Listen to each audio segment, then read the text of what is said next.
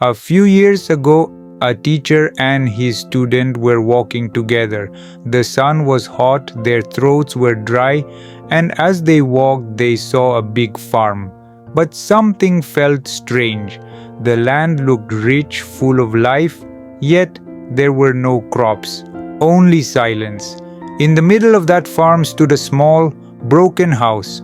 They went closer and knocked on the old wooden door. A tired-looking man opened it. Behind him stood his wife and three small children, all wearing old, torn clothes. The teacher smiled gently and asked, "Can we have some water, please?" The man nodded and brought them water. While drinking, the teacher asked softly, "Your land is big, but why are there no crops? How do you live?" The man lowered his eyes and said, We have a buffalo. It gives us milk. We sell the milk to earn a little money and we drink the rest. This buffalo is our life." Evening came. The teacher and student asked if they could stay the night. The man kindly agreed. But late at night, the teacher woke up his student. With a whisper, he said, "Let's leave now. Before we go, take their buffalo and leave it deep in the jungle." The student froze, shocked. His heart sank. How could his teacher, the man who always taught him goodness, say this? But he obeyed, because his teacher was his guide.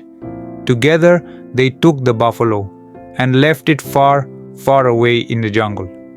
10 years passed. The student had now become a respected teacher himself, but deep inside, he still remembered that night, the buffalo, the poor family.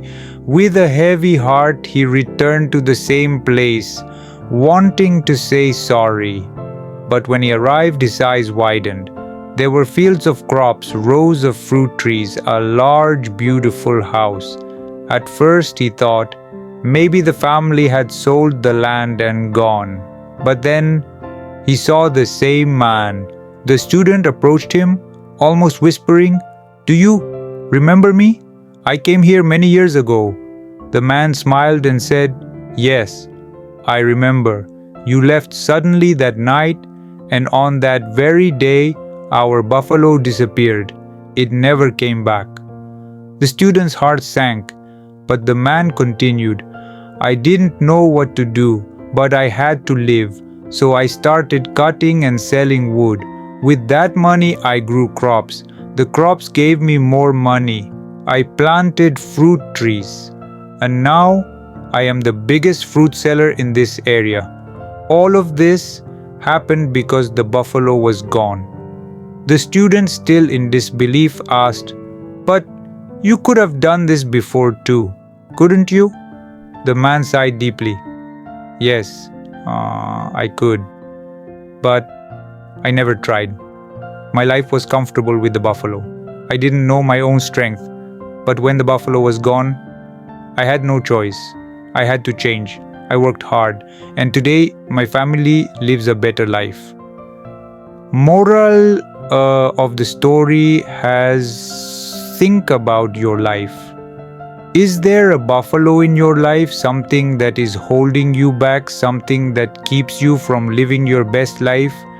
Sometimes we must let it go, be brave, cut the rope, because you have nothing big to lose, but everything to gain. Go out and build your successful life.